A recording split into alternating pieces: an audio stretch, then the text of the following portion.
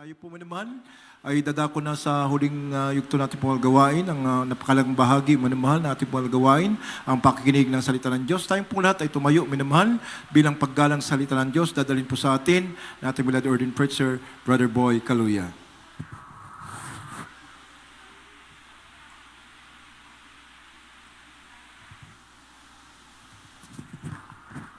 Amen.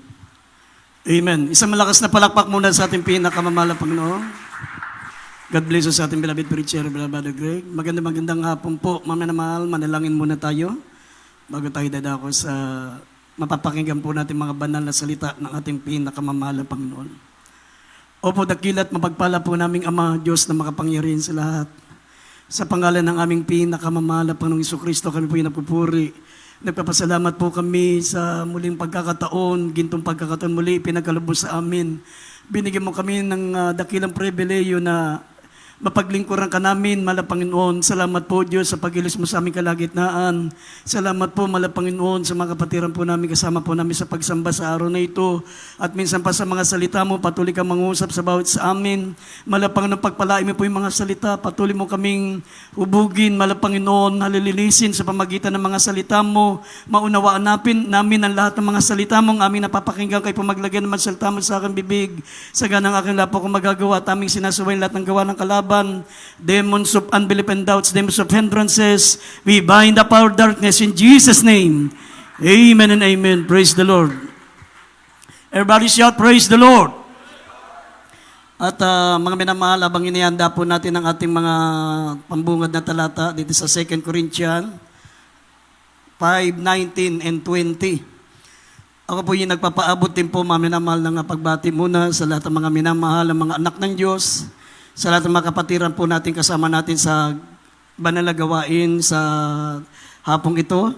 Sa lahat ng mga minamahal nating mga manggagawa, sa ating mga beloved preachers, beloved choir members, instrumentalists, ganyan din sa ating mga webcast viewers, mga kapatiran natin sa Ibayong Dagat, mga kapatiran natin Luzon, Visayas, Mindanao, sa mga nanonood sa mga oras dito, mga minamahal ng ating banal na gawain. At yun din, nagpapaabot po akong dobleng paggalang sa ating minamahal at ginagalang na pastor, ang ating beloved evangelist, Wilde Estrada Almeda, the end-time prophet of our loving God, sa lahat ng mga beloved children, the Almeda family, magandang hapon po. At sa patuloy natin pag-alaala sa mga hindi malilimutang aral ng ating beloved assistant pastor, Lina C. Almeda, at ang pinakamataas na pagsambat pagpupuri, ang pagluhalati, ay para sa ating dakilang Diyos natin pinaglilingkuran, ating pinakamamahal na Panginoong Jesucristo. Amen. Praise the Lord. Mga minamahal, kindly buksan muna natin ang ating pambungad na talata dito sa 2 Corinthians 5:19 and 20. Dito po sa 2 Korinto, Kapitulo 5, talatang 19 hanggang 20. Sa makatuwid bagay ng Diyos, kay Kristo ay pinapagkasundo ang sanlibutan sa Kanya rin, na hindi binibilang sa kanila ang kanilang makasalanan at pinagkatiwala sa amin ang salita ng pagkakasundo. Kami ngayong mga sugo sa pangalan ni Kristo, nawaring namamanik ang Diyos pamagitan namin. Kayo'y pinakamamanhikan namin sa pangalan ni Kristo na kayo'y makipagkasundo sa Diyos. Amen. Amen. Amen. Maminamahal ang ating pong paksa, pamagatan po nating The Ambassadors of Christ. The Ambassadors of Christ.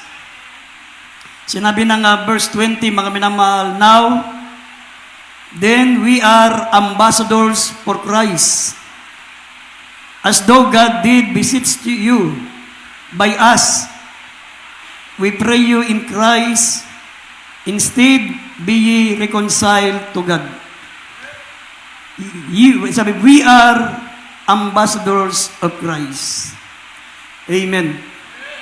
Mga minamahal, dito po sa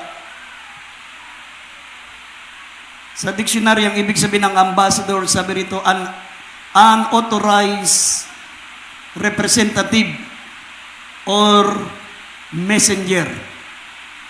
Unauthorized representative or messenger, kinatawan. Amen? Alam nyo, maminamahal, bawat bansa, maminamahal, mayroon pong ipinadadala. Mayroong ipinadadala ng mga kinatawan ang gobyerno nila, maminamahal, sa bawat bansa. Bawat bansa, maminamahal, may mga kanya-kanyang ambassador. Amen? Kaya nga, ang pagpapadala ng ambassador from one country to another, ito'y karaniwang ginagawa ng maraming bansa. Ang layunin nito, maminamahal, para maprotektahan yung kanilang mamamayan dun sa lugar na yun. Halimbawa, mga Pilipino sa dako ng Saudi Arabia. Mayroon tayong ambassador doon, maminamahal, na galing sa Pilipinas para protektahan ang mga Pilipino doon sa Saudi Arabia. Ang layunin ng mga ambassador, maminamahal, para protektahan ang kanilang mamamayan kung saan naroon sila. Kung saan bansa naroon sila. Amen? At para maminamahal, hindi lamang para protektahan, para masala din nila. Para salain din nila, maminamahal, yung mga papasok naman sa ating bansa. Amen. Kaya dadaan sa mga embassy, yung mga gustong pumunta sa Pilipinas. Halimbawa, nasa Saudi Arabia yung ambassador ng Pilipinas. Pupunta muna sila sa embahada ng Pilipinas na nasa Saudi Arabia. Sila ang sasala. Sila ang mag-a-approve kung pwede silang pumunta sa Pilipinas, yung mga ambassador na yun. Kasi baka mga ano pala yun, mga terorista pala yun. Kaya sila ang sasala, sila ang kikilatis kung ang tao na papasok sa ating bansa ay karapat dapat makapasok. Amen? Ganun tayo, mga minamahal, inilarawan ng ating pinakamamahal na Panginoon sa pamagitan ng sa kanyang banal na salita. Amen? Ganun ang bawat mananampalataya, ang mga mangangaral, maminamahal. Sinabi dito, now then, we are ambassador for Christ. As though God did beseech you, by us, we pray you in Christ, instead, be ye reconciled to God. Amen. Kaya nga, maminamahal, tayo palang mga mananampalataya, hindi pala tayo karaniwang tao. Amen? Hindi tayo karaniwang tao, mga minamahal. Hindi po maliit na katungkulan ng pagiging ambassador. Amen? Napakalaki, mga minamahal. Ito po'y napakataas na propesyon. Ambassador. Ikaw ay kinatawan, ikaw ay katiwala. Ikaw ay pinagkatiwalaan, mga minamahal ng Diyos. Habang tayo po'y naririto sa lupa, tayo ang mga kinatawan ng Diyos. Amen? Kaya nga, dapat nating ingatan ang ating mga sarili, maminamahal, magampanan ang ating mga tungkulin bilang mga ambassador of Christ. Dito sa Biblia, maminamahal, sino-sino po yung tinutukoy na ambassador? Sino po yung tinutukoy dito ng mga ambassador of Christ na gaya na sinabi ni Apostol Pablo, mga minamahal, na sinabi niya, now then, we are ambassador of Christ. Sino ang tinutukoy diyan? Unang-una, maminamahal, ang inyong mga mangangaral. Amen? Ang inyong mga beloved preachers, maminamahal. As a minister, they are ambassador who represent Christ. There is no such thing as an independent or freelancer ambassador. Ang mga mangangaral, maminamahal, sila po ay unang-unang kinatawan. Sila po ang mga unang mga ambassador. Sila ay kinatawan. Amen? Kaya nga sabi ng Biblia, ang nakikinig sa kanila, sabi ng Lucas 10:16, ang nakikinig sa kanila ay sa akin nakikinig. At ang nagtatakwil sa inyo, sabi sa mga mangangaral, ako ang itinatakwil. At ang nagtatakwil sa akin ay nagtatakwil doon sa nagsugo sa akin. Kaya hindi pala biro, maminamahal, yung hindi mo pakinggan ang salita ng Diyos. Kahit yan ay baguang preacher, hindi pa marunong ganong magpaliwanag ng salita ng Diyos, yan po ay kinatawan ni Kristo. Pag hindi mo pinakinggan yan, hindi ka nakikinig sa mahal na Panginoon Diyos. Amen? At balang araw, sinabi ng mahal na Panginoon sa John chapter 12, verse 47, yung mga nagtatakwil ng kanyang salita, balang araw, yung salita na yan, na iyong itinakwil, ang hahatol sa iyo sa mga uling araw. Pag itinakwil mo ang mga salita ng Diyos, hindi ka naniniwala, ikaw ay kumukontra, lumalabag ang kalooban mo. Sinabi ng John chapter 12 verse 47, mga minamahal, ang salita mo na iyong itinakwil, ito ang hahatol sa iyo pagdating ng araw. Basahin natin ito, idagdag natin sandali ito. Dito po sa 1, chapter 12, verse 47, at kung ang sino man tao'y nakikinig sa aking mga pananalita at hindi ingatan, ay hindi ko siya hinahatulan, sapagkat hindi ako naparito upang humatol sa sanlibutan, kundi iligtas ang sanlibutan. Amen. 48. Dito po sa 48, ang nagtatakwil sa akin ay hindi tumatanggap sa aking pananalita, ay mayroong isang hahatol sa kanya. Ang salitang aking sinalita ay siyang sa kanya'y hahatol sa huling araw. Amen. Amen. Kaya mahirap, mga minamahal. Ha? Mag-ingat tayo na babaliwalain natin ang salita ng Diyos. Huwag tayong gumaya sa iba, mga minamahal, na ginagawa lang nilang ang pakikinig ng salita ng Diyos, ginagawa lang nilang baliwala. Ha? Nilalagpasan lang nila, pinagtatawanan lang nila pag oras na ng pakikinig ng salita ng Diyos at saka aalis. Tandaan nyo, sabi ng Biblia, ang salita ko, sabi, ang salita ng Panginoon, ang salita ng Diyos na inyong itinatakwil, ito ang hahatol sa inyo sa mga huling araw. Amen?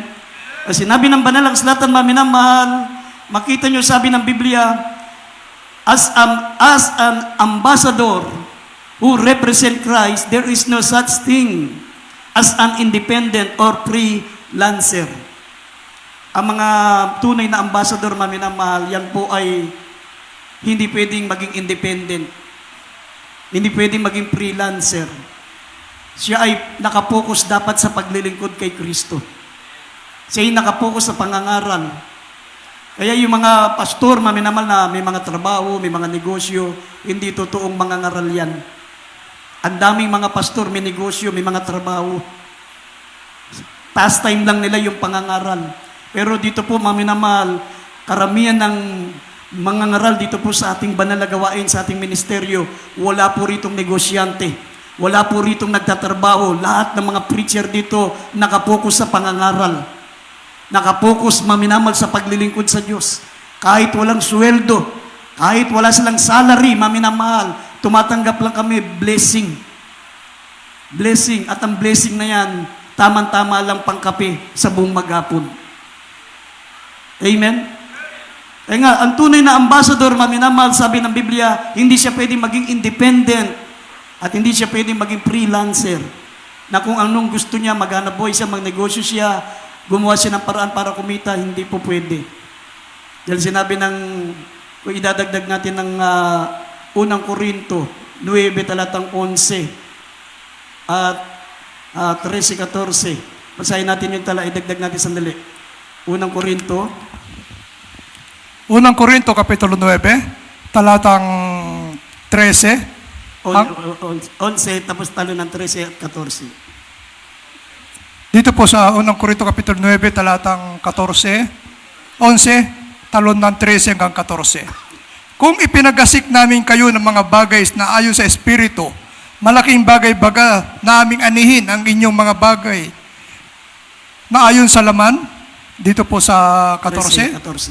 13-14, hindi pa ganinyo nalalaman na ang mga nagsisipangasiwa sa mga bagay na banal ay nagsisikain ng mga bagay na uukol sa templo at ang mga nagsisipaglingkod sa dambana ay may kabahagi ang dambana. Gayon din naman, ipinag-utos ng Panginoon na ang mga nagsisipangaral ng Ebanghelyo ay dapat mga buhay sa pamagitan ng Ebanghelyo. Amen. Amen. Amen. Kaya nga, mga minamahal, kung meron kayong preacher, kung meron kayong kilala na mga pastor, mga ebangelista, nagnenegosyo, nagtatrabaho, mga minamahal ko, hindi sila mga tunay na mga mangangaral. Sapagkat ang mga tunay na mga mangangaral ng salita ng Diyos, the ambassador of Christ, sinabi ng banal ang salatan, as ambassadors who represent Christ, there is no such things as an independent or freelancer. Ang ambassador, maminamahal, siya dapat nakapokus sa tungkuling iniatang sa kanya. Amen? Kung mayroong mga nagtatrabaho, nagninegosyo, peke yan. Ang tawag dyan, hireling. Pastor na upahan. Sabi ng John chapter 10, verse 11 hanggang 13. Ang pastor na upahan, kapag nakita niyang lumulusob ang lobo, iiwan niya. Tatakbo siya sapagat wala siyang malasakit sa tupa, sapagat siya ay upahan. Amen? Pero ang mga tunay na ambassador of Christ, mga ngaral, tunay na sugo ng Diyos, mga minamahal na bubuhayan sa dambana. Ang sino mang nangangasiwa sa dambana ay dapat mabuhay sa dambana. Kung pinag-aasik nila kayo ng spiritual, may karapatan silang anihin ang inyong material. Ang material nyo ay pansamantala lang, pero ang ipinapakain nila sa inyo ay walang hanggan. Sabi, magsigawa kayo ng pagkain hindi napapanis, natatagal hanggang sa buhay na walang hanggan. Ito ang salita ng Diyos. Ang magiging kabayaran lang ng inyong pakikinig ng salita ng Diyos, yung pagkain spiritual ay yung material na bagay, napakaliit. Kasi sinabi ni Apostol Pablo, kung pinag-aasik namin kayo ng spiritual, malaking bagay ba sa amin yung anihin namin ang inyong material? Yung ibig sabihin, kahit papano, maalala nyo ang inyong mga ngaral, magbigay tayo sa pamagitan, mga minamahal ng ating mga tithes and offering para masuportahan ang mga ngaral. Sapagkat ang mga ngaral, sabi, ang mga nangangasiwa sa templo ay dapat mabuhay sa templo. Hindi dapat yan nagtatrabaho, hindi yan nagninegosyo as ambassador of Christ. Amen?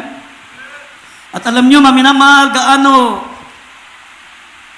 ang kapangyarihan ng mga ambassador of Christ, the authority of minister as an ambassador. Sabi ng Banal na Kasulatan, mga minamahal, sabi ng Biblia, ang sino mang pinapatawad nila dito sa lupa ay pinapatawad ng Diyos sa langit. Amen? At ang sino mang tinatalian nila dito sa lupa ay tinatalian ng Diyos sa langit. Ang ibig sabihin niyan, ang sino mang patawarin nila dito sa lupa ay pinapatawad ng Diyos sa langit. Yan po. Kumbaga sa literal na ambassador, ang sino mang bigyan nila ng kapahintulutang makapasok sa bansa natin, yung mga ambassador, halimbawa sa ibang bansa, mga ambassador doon sa ibang bansa ng mga Pilipino, ang sino mang pahintulutan nila na ibang mga foreigner na gustong pumasok dito sa bansa, ang sino mang payagan nila, pwede na silang pumasok dito. Amen. Tayo naman, maminamahal, ang sino mang talian natin dito sa lupa, tatalian ng Diyos sa langit. Ang sino mang kakalaga natin, kakalaga naman ng Diyos sa langit. Ibig sabihin, ang sino mang pahintulutan natin pumasok sa karya ng langit, ay papayagan ng Diyos na pumasok sa karya ng langit. Amen. Sabi rito, maminamahal, basahin po natin ang John chapter 20, verse 21 up to 23. Dito po sa John chapter 20, verse 21 up to 23, sinabi nga muli sa kanila ni Jesus, kaya kapayapaan ang sumainyo. Kung paano pagkasugo sa akin ng Ama, ay gayon din naman sinusugo ko kayo. At nang masabi niya ito, sila'y hininghan niya at sa kanila sinabi, tanggapin ninyo ang Espiritu Santo. Sino mang inyong patawarin ng mga kasalanan ay ipinatatawad sa kanila. Sino mang hindi nyo patawarin ng mga kasalanan ay hindi pinatatawad. Amen. Amen. Amen. Kaya nga, maminamahal, bilang ambassador of Christ, tayo po, maminamahal, ay mga sugo ng Diyos galing sa langit. Amen. Tayo po'y ambassador lamang dito. Maminamahal, kinatawan lamang tayo dito sa mundo, maminamahal. Amen. Hindi tayo taga rito. Tayo po'y ambassador lamang, maminamahal. Tayo po'y mga kinatawan. At alam nyo, maminamahal, tayo po'y kumakatawan sa pangalan ng ating mahal na Panginoong Jesucristo, gaya ng sinabi ni Apostol Pablo. Kumakatawan tayo sa ating mahal na Panginoong Jesucristo. Sabi, ang kumakalaban sa kanila ay ako ang kinakalaban. Amen? Ang tumatanggap sa kanila, ako ang tinatanggap. Ang nakikinig sa kanila ay sa akin nakikinig. Ang kumakalaban sa kanila ay ako ang kinakalaban. Sabi ng Gawa 5:39. Kaya nga, naalala nyo, maminamahal, nung last panahon po ni Saddam Hussein. Si Saddam Hussein. Pinasok niya lahat ng mga ambasador sa Kuwait. Lahat ng mga ambasador sa Kuwait, maminamal naggaling sa iba't ibang mga nasyon. Hinuli lahat ni Saddam Hussein. At pagkatapos niyang huliin lahat ng mga ambasador, pinagpapatay niya. Piniring squad niya. Pero maminamahal, bawat isang ambasador doon ay kumakatawan sa bansa. Kaya nga, lahat ng mga bansang kumakatawan sa mga ambasador na pinatay ni Saddam Hussein, yan po ang umusig sa kanya. Kaya, nung pong nagkaroon ng gera, maminamahal, nung sinakop ng Iraq, ang Kuwait, ang daming mga bansa na lumaban sa Iraq, kaya natalo ang Iraq. Napakaraming Scud missiles, napakaraming lang nuclear bomb, pero hindi nanalo si Saddam. Akala niya, sapat na yung kanyang kapangyarihan, sapat na yung kanyang weapons para lupigin ang mga bansa, pero nagkamali siya. Kasi lahat ng mga pinatay niya, mga ambasador, kumakatawan yan sa bawat bansa. Kaya ang kalaban niya, yung buong bansa ng bawat ambasador. Amen? At nung nahuli siya, maminamahal, siya po ay binitay. Pinatay siya, mga minamahal. Kung ano ang ginawa niya sa mga ambasador ng mga bansa na hinuli niya at pinagpapatay niya, ganun din ang ginawa sa kanya, sapagkat kung ano ang ginawa mo sa ambasador, ganun din ang gagawin, mga minamahal, ng presidente sa iyo. Sa atin naman, ang pinakapangulo natin, ang mahal na Panginoon. Kung ano ang gagawin mo sa kanyang mga mangangaral, ganun din ang gagawin ng Diyos sa iyo. You cannot kick against the prick. Amen? Amen. Eh, yun po ang kapangyarihan ng mga ambassador of Christ. Sabi ng Banal na Aklat, kung matutunghayan nyo dito sa 2 Chronicles 36 verse 15 up to 16, maminamal, ito pong Israel, nung hindi tinanggap ang sugo ng Diyos, ay dumating ang malaking salot. At salot na walang kagalingan, sapagkat tinuya niya ang mga sugo ng Diyos, ang mga ambassador of Christ, at sila'y pinarusahan ng mahal na Panginoon. Basahin natin ang 2 Chronicles. Ikalawang Kronika, Kapitulo 36, talatang 15 hanggang 16. At ang Panginoon, ang Diyos ng kanilang mga magulang, nagsugo sa kanila sa pamamagitan ng kanyang mga sugo na bumangong maaga at magsugo, sapagkat siya'y nagdalang habag sa kanyang bayan at sa kanyang tahanang dako. Ngunit kanilang tinuya ang mga sugo ng Diyos at niwalang kabuluhan ang kanyang mga salita, at dinusta ang kanyang mga propeta hanggang sa ang pag-iinit ng Panginoon ay bumugso laban sa kanyang bayan hanggang sa mawalan ng kagamutan. Amen. Amen. Amen. Tinuya nila ang mga sugo ng Diyos, the ambassador of Christ. At sabi ko nga sa inyo, ang ibig sabihin ng ambassador ay sugo. Messenger. Ang sabi rito, maminamal, at ang Panginoon ng Diyos ng kanilang mga magulang ay nagsugo sa kanila sa pamagitan ng kanyang mga sugo na bumangon maaga at nagsugo, sapagkat siya'y nagdalang habag sa kanyang bayan at sa kanyang tahanang dako. Ngunit kanilang tinuya ang mga sugo ng Diyos, niwalan ng kabuluhan ang kanyang mga salita, dinusta ang kanyang mga propeta hanggang sa pag-iinit ng Panginoon ay bumugso laban sa kanyang bayan hanggang mawalan ng kagamutan. Israel yan. Ibig sabihin ng Israel, mga anak din ng Diyos yan, pinarusahan sila. Pinarusahan ng mga anak ng Diyos ang Israel dahil hindi nila tinanggap ang sugo ng Diyos. Tinuya nila. Nilapastangan nila. Lagi nilang nilalabanan. Galit sila sa preacher nila. Galit sila sa messenger nila. Galit sila sa propeta nila. Kaya nga, sabi, dumating ang salot na walang kagamutan.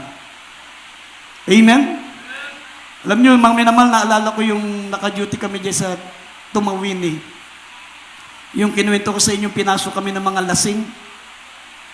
Kasi nagalit sila. Meron kasing kapatiran doon, nagbigay ng 500,000 sa gawain. Akala sa amin binigay, sa Manila binigay. Humihingi ng pang-inom yung mga kapatid, pang-inom, ng halagang 500 para nagiinuman kasi. Ipinapatotoo nila na nagbigay sila ng 500,000, pero itong 500, hindi nila mabigyan yung kapatid nila sa laman. Sa galit, pinag-initan yung chapel.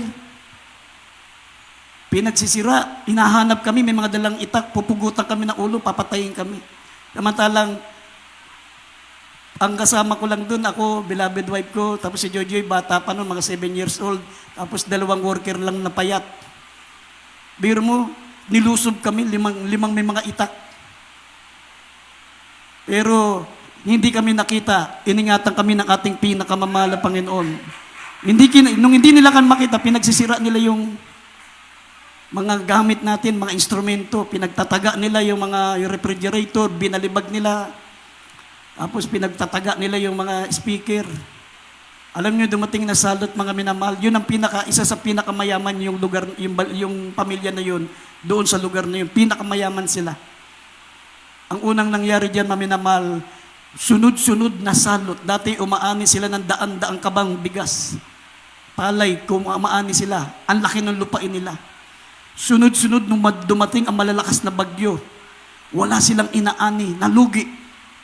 Pagkatapos, mga minamahal, meron silang kamag-anak, kapatid nila, na nakamotor, bigla pong sumemplan, nabagok ang ulo, nakomatos, nagbenta sila ng mga lupa nila na sinasaka nila, kailangan nilang mabuhay, tustusan ang pangangailangan.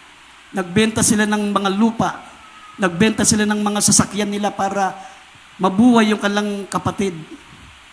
Pero pagkatapos na ibenta yung lupa, na ibenta yung mga sasakyan, namatay din. Wala na silang kabuhayan. Wala na yung kanilang lupa. Kung gaano sila kayaman noon, naubos sa isang iglap. Tapos unti-unti, isa-isang namatay yung mga kapatid.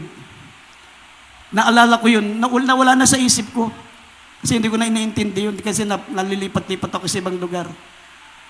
Nung naalala ko nangyari yun, dumating yung punto, maminamal, na wala kahit pambayad sa kuryente, wala nang pambayad, nangingi na sila sa Maynila, pambayad ng kuryente. Sabi ko, totoo ang salita ng Diyos. Pag tinuyam mo, hindi ka magrespeto sa preacher ng Diyos, kahit sabi mong, ikaw ay kapatiran, ikaw ay anak ng Diyos, hindi ka lulubayan ng salot. Hanggang naubos ang kabuhayan, mga minamahal, nagkagulo-gulo. Ewan ko lang kung ilan yung namatay sa kanilang pamilya. Naubos ang kabuhayan. Samantalang dati kung magbigay, napakalaki. No? Wala namang kinalaman ang preacher doon. Problema nilang pamilya yun, dinamay nila yung gawain, dinamay nila ang preacher. Sabi, at ang sakit, sabi, at ang salot ay hindi nagkaroon ng kagamutan. Hindi nalunasan hanggang ngayon, hikawos. Samantalang isa sa pinakamayaman, isa sa pinakamaraming lupa, maraming ari-arian, na uwi na parang bula. Amen? Hindi ko alam kung ilan na yung namatay sa mga kamag-anak. Unti-unting namatay yung mga mahirap na lang magsalita, mga minamahal din. Hindi tayo natutuwa dyan, pero gusto ko lang patunayan na totoo ang bawat salita ng ating mahal na Panginoon. Amen? Kaya nga sabi ng banal ang salatan, dito sa Acts chapter 9 verse 5, you cannot kick against the prick. Hindi ka pwedeng sumipa sa tinik. Pag lumalaban ka sa preacher, kaaway mo, preacher mo, sinisipa mo yung tinik. Amen? Subukan nyo, pag sumipa kayo sa tinik, pag ang tinik, ang umaray, yung mga lumalaban sa preacher ang tama. Pag sinipa mo yung tinik, ang tinik ang umaray, kayo ang tama, mali ang preacher. Pero pag kayo ang umaray, pag sinipa nyo ang tinik, tama ang salita ng Diyos, tama ang preacher. Amen? Tignan nyo sa Acts. Tinanggal kasi ito sa Tagalog eh. Sa English natin basahin. Yung Acts 9:5. Tinanggal sa English, sa Tagalog. Sa English natin mababasa. From the Acts of Apostles, chapter 9, verse 5. And he said, Who art thou, Lord? And the Lord said, I am Jesus, whom thou persecutest. It is hard for thee to kick against the prick. Amen. Amen. It is hard for thee to kick against the prick. Tignan nyo, maminamahal, inuusig ni Apostol Pablo noon, hindi pa siya Kristiyano. Yung mga Kristiyano. yung mga anak ng Diyos, yung mga preacher ng Diyos. Pero sinabi ng mahal na Panginoon, ako ang iyong inuusig. Sabi ni Apostol Pablo, and he said, who art thou, Lord? And the Lord said, I am Jesus. Nagpakilala na ang Diyos. Amen? Nagpakilala na. Ang pangalan, Jesus. I am Jesus, whom thou persecutest. Pag inusig pala ang mga preacher, ang mga anak ng Diyos, mga minamahal, ang inuusig nila, ang mahal na Panginoong Jesucristo. At sinabi ng mahal na Panginoon, you cannot kick against the prick. It is hard for thee to kick against the pricks. Mahirap para sa iyo ang sumipa ka sa tinik. Dahil pag sinisipa mo ang tinik, ikaw ang matutusok, ikaw ang masasaktan. Amen? Kaya nga, yun po maminamahal, ang unang ambassador of Christ, it is the ministers of God. The preachers of God. Pangalawa, sabi ng Biblia, yung pong mga mananampalataya. As a Christian, we are also Christ's ambassador.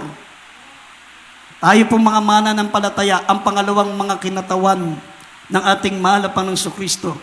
Sinabi ng paksa, Christian represent the kingdom of God as a believers. Christian represent the kingdom of God as a believers. Tayo po'y mga kinatawan ng Diyos bilang mga mananampalataya. We are Christ's ambassador sent with His message of reconciliation has an important responsibility.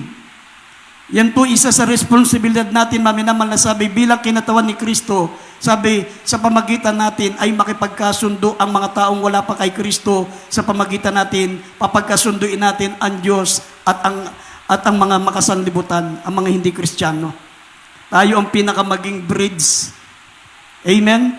We are, sabi rito, we are the sons and daughters of God, we are the peacemaker. Tayo ang magiging peacemaker kasi ang sanlibutan ngayon, maminamahal at ang Diyos, sila'y mortal na magkaaway. Amen?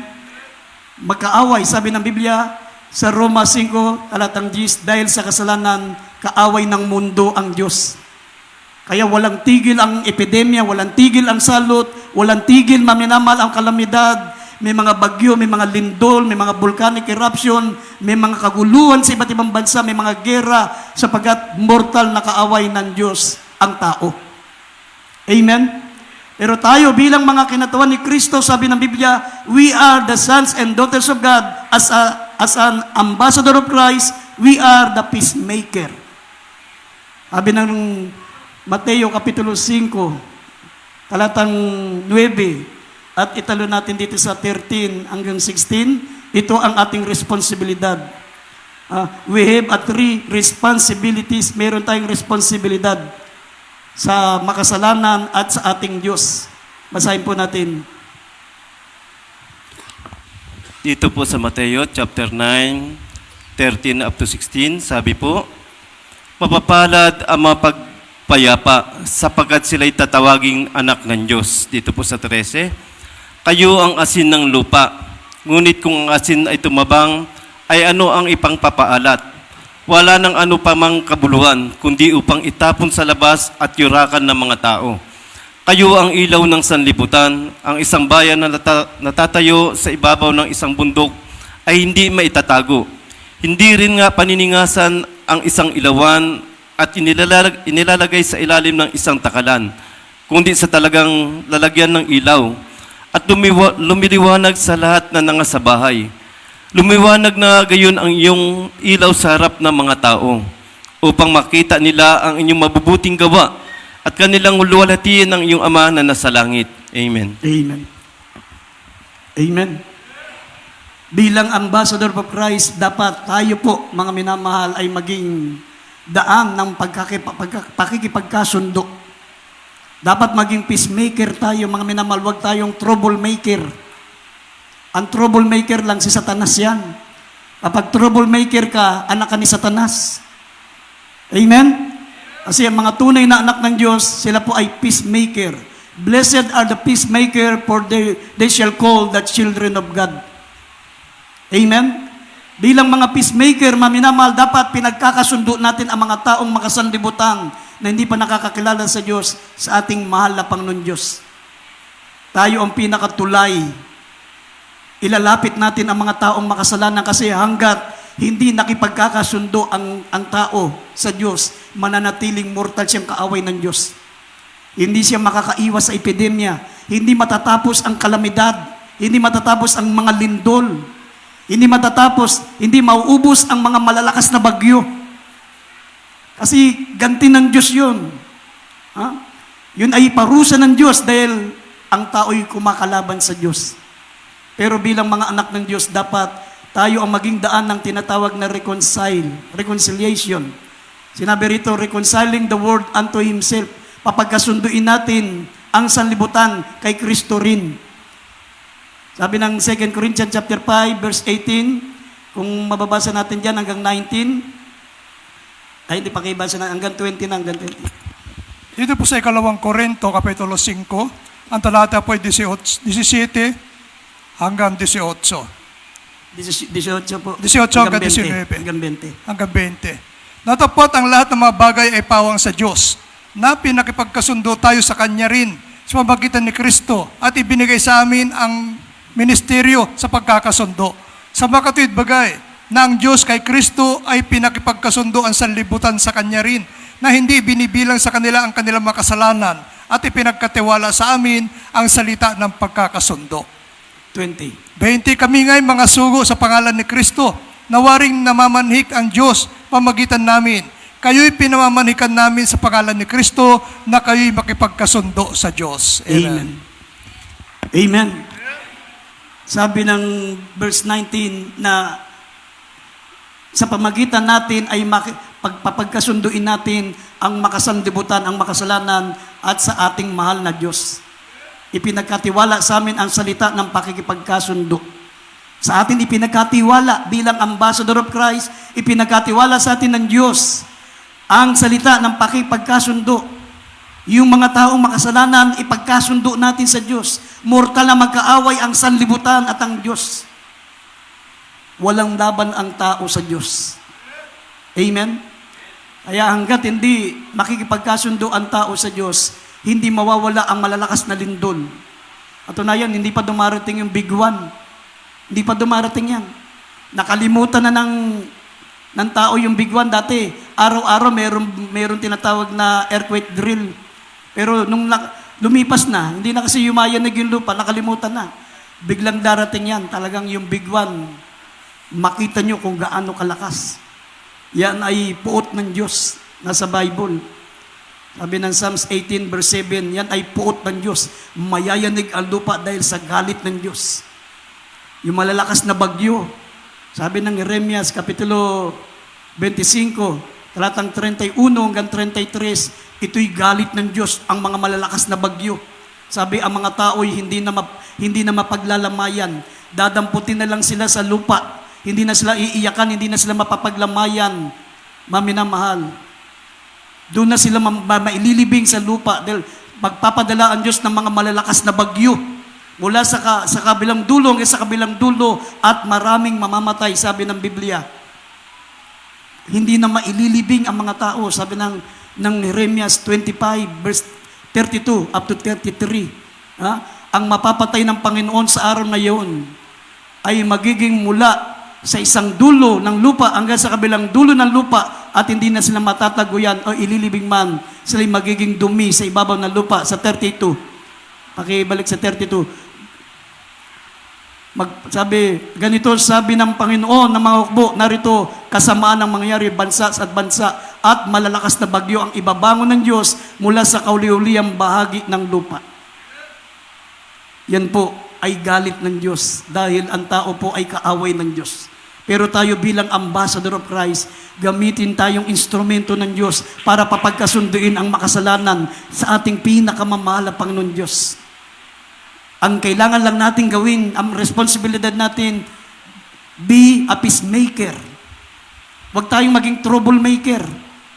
Pag troublemaker ka, gusto mo away lagi, si Satanas ang Diyos mo. Dahil ang mga anak ng Diyos ay mga peacemaker.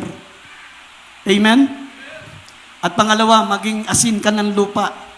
Dapat ang lalabas sa bibig mo, puro word of God, walang iba. Maging, ang salita natin ay magkaroon ng biyaya. para magkaroon ng biyaya sa mga nakikinig. Ang lumalabas sa bibig natin ay magkaroon ng lasa. Yung meron silang mapupulutang aral, meron silang kaligtasan na makukuha. Ang lalabas sa bibig natin, paano ang tao makakalapit sa Diyos, paano sila patatawarin ng Diyos, paano sila tatanggap ng kaligtasan mula sa Diyos. Yun yung ibig sabihin ng asin. Yung bibig natin magiging pagpapala para sa kaligtasan ng iba. At pangatlong tungkulin natin dyan, maging ilaw. Maging ilaw ka ng sanlibutan. Amen? Sabi, makita nila ang iyong liwanag. Ang ilaw ay hindi inilalagay sa ilalim ng lamesa.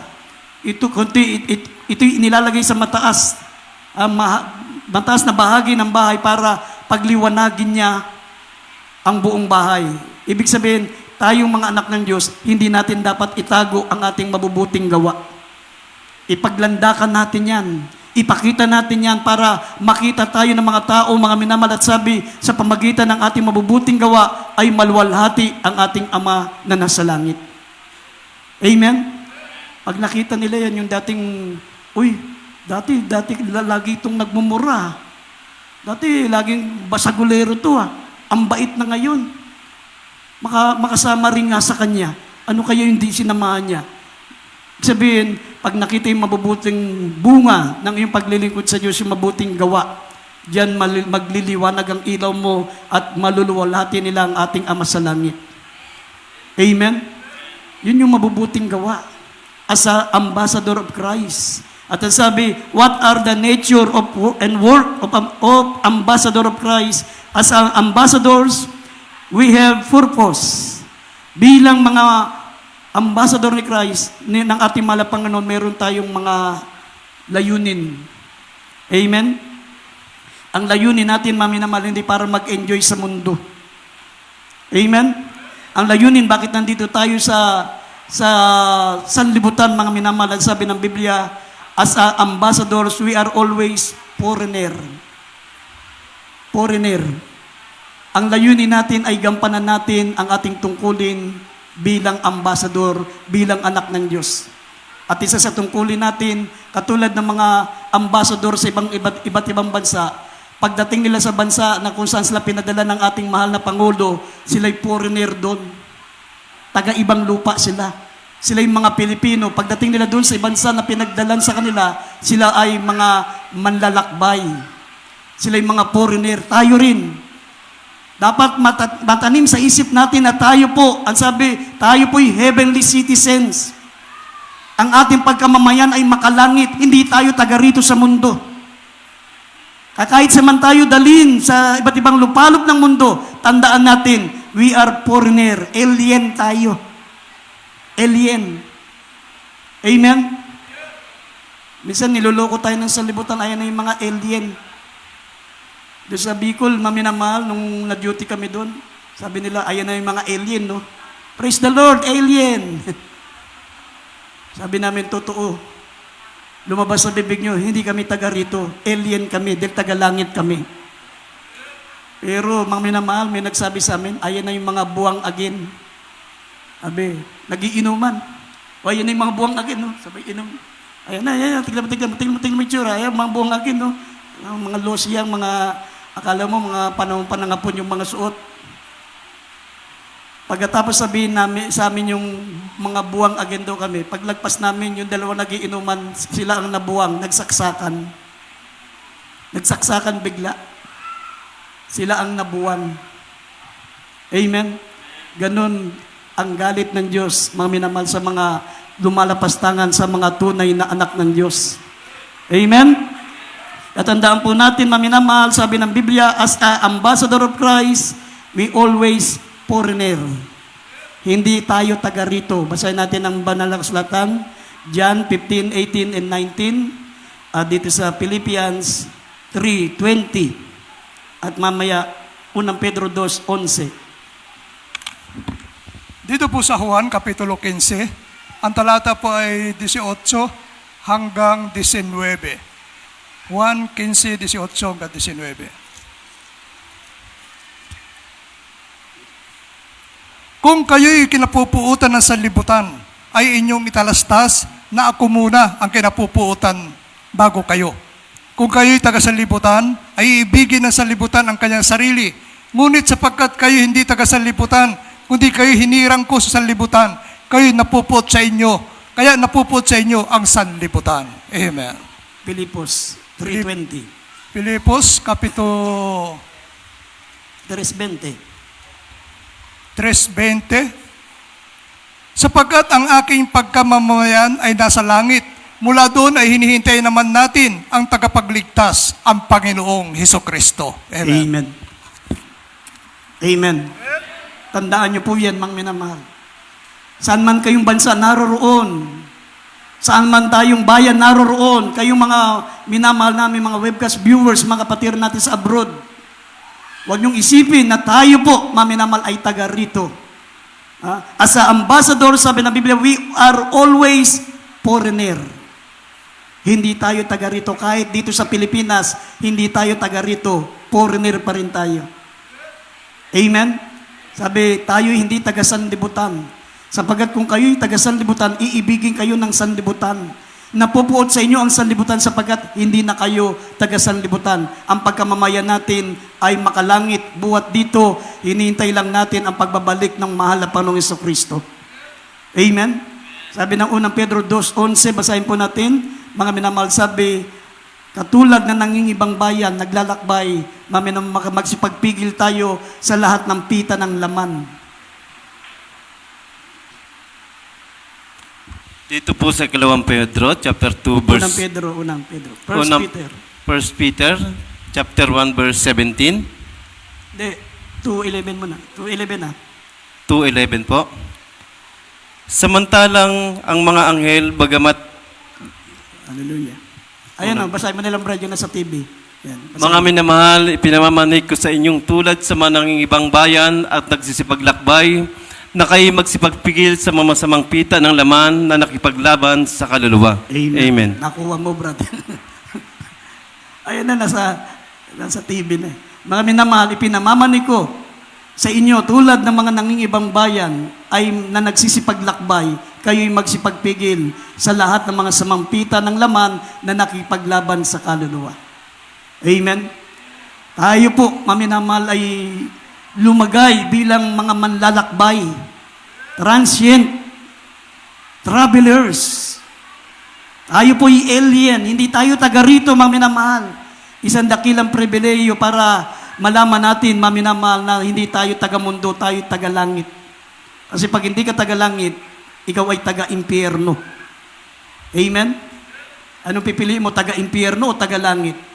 Kaya dapat proud ka na ikaw ay taga langit. Amen? Yan ang sinasabi ng Biblia bilang mga ambassador of Christ. Isa sa mga responsibilidad natin as ambassadors, we are always foreigner.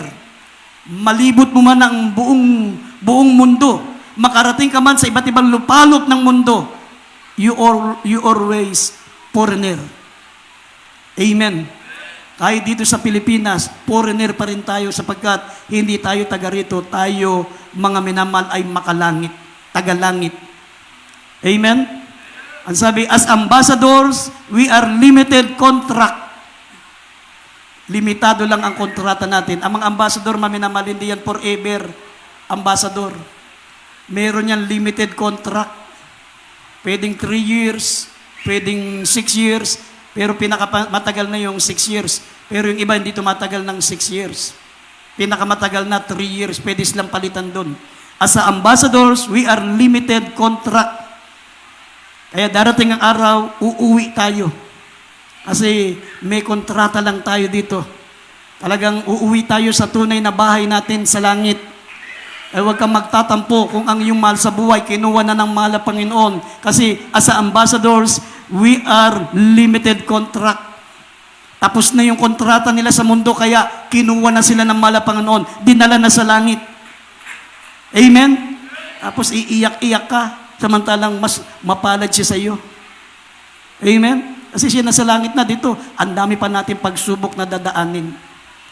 Hindi pa natin alam, minamahal, kung mananatili tayo sa paglilingkod. Baka pag sinubok tayo ng matinding pagsubok, ay sumuko na tayo sa paglilingkod sa Diyos.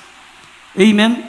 Sinabi rito sa unang Kronika 29, verse 15, sabi, "This world is not our destination. This is a journey." Ito'y paglalakbay, hindi ito destinasyon. Basahin natin. Unang Kronika 29:15. Dito po sa unang Kronika, Kapitulo 29, talatang 15. Sapagkat kami ay mga taga-ibang lupa sa harap mo at mga nakikipamayan, gaya ng lahat naming mga magulang. Ang aming makaarawan sa lupa ay gaya ng anino at hindi nagtatagal. Amen. Amen. Amen. As ambassadors, we are limited contract. Sapagkat kami ay hindi taga-ibang lupa. Sapagkat kami ay mga taga-ibang lupa sa harapan mo at sa mga nakikipamayan lang. Gaya ng lahat naming mga magulang, ang aming mga kaarawan sa lupa ay gaya ng anino at hindi nagtatagal. Kasi limited contract lang ang pagiging ambassador. Darating ang araw, tanggapin man natin o hindi, mamamatay tayo. Pero pagdilat mo dito sa lupa, siyang pagdilat mo sa piling ng Diyos sa langit. Wala nang karamdaman, wala nang kamatayan, hindi ka natatanda. Hindi ka na magkakasakit, hindi ka na magugutom, hindi ka na luluwa. Sabi, papahirin ng Diyos ang luwa sa iyong mga mata. Ay huwag kang susuko sa paglilingkod. Amen? Kasi sandali lang ang buhay natin dito. Ang buhay dito sa mundo parang panaginip. Panaginip lang ang buhay natin dito. Ang totoo, masarap ang ating kalalagyan sa piling ng mahal na Panginoon. Isa sa responsibilidad natin, sabi, as ambassador of Christ, we are accountable to Christ. Meron tayong pagsusulitan ang ating mahal na Panginoong Kristo. Dapat gampanan natin ang ating tungkulin. Sabi ng Biblia, ang mga taong wala pa kay Kristo. Sabi ng Ezekiel 3:18 hanggang 20, kung ang makasalanan ay hindi mo pinagsabihan na magsisi sa kanyang kasalanan at namatay ang makasalanan na yan, sabi ng Malapanon, mamamatay ang taong yan sa kanyang kasalanan, ngunit ang kanyang dugo ay sisingilin ko sa iyong kamay. Ngunit, kung ang makasalanan yan ay pinagsabihan mo, pinaalalanan mo na magsisi at lumapit sa Diyos, at hindi nagsisi at namatay, sabi, mamamatay ang taong yun sa kanyang kasalanan, ngunit iniligtas mo ang iyong kamay. Ibig sabihin, iniligtas mo ang iyong sarili, hindi nasisingilin ng Diyos ang kanyang dugo sa iyo. Amen? Ibig sabihin, meron tayong pananagutan. Meron tayong responsibilidad. Haharap tayo sa hukuman ni Kristo. Pero sabi ng James chapter 5 verse 20, kung ang makasalanan ay may kayat nating manumbalik sa Diyos, sabi, ang nakapagbabalik ng mga taong makasalanan sa harapan ng Diyos ay nakapagtatakip ng karamihan nating kasalanan. Amen? Pag nakapagdala ka ng kaluluwa sa mahal na Panginoon, ay natatakpan lahat ng kahinaan mo, lahat ng kasalanan mo natatakpan. Paano? Kung hindi ka na nga nakapagdadala, nakapagpapatisod ka pa. Hindi ka na nga nakapagdadala, nagbabawas ka pa, natitisod pa sa iyo. Mayroon kang pananagutan sa mahal na Panginoon. Sabi ng 2 Corinthians 5:10, ang bawat isa sa atin ay magbibigay sulit sa Diyos. Ano man ang kanyang ginawa, mabuti o masama, sabi ng 2 Corinthians 5 verse 10, sapagkat tayong lahat ay kinakailang mahayag sa hukuman ni Kristo upang tumanggap ang bawat isa sa bagay na ginawa niya sa pamagitan ng katawan ayon sa ginawa niya maging mabuti o masama. Amen? Kaya mga minamahal, pagdating natin sa harapan ng mahal na Panginoon, ipagsusulit natin yung ating pagiging ambassador. Amen? Aharap tayo kung ginampanan mo ng buong pagpapakumbaba at buong takot sa Diyos ang iyong tungkulin bilang the ambassador of Christ. Tayo po'y tumayo, maminamahal. At minsan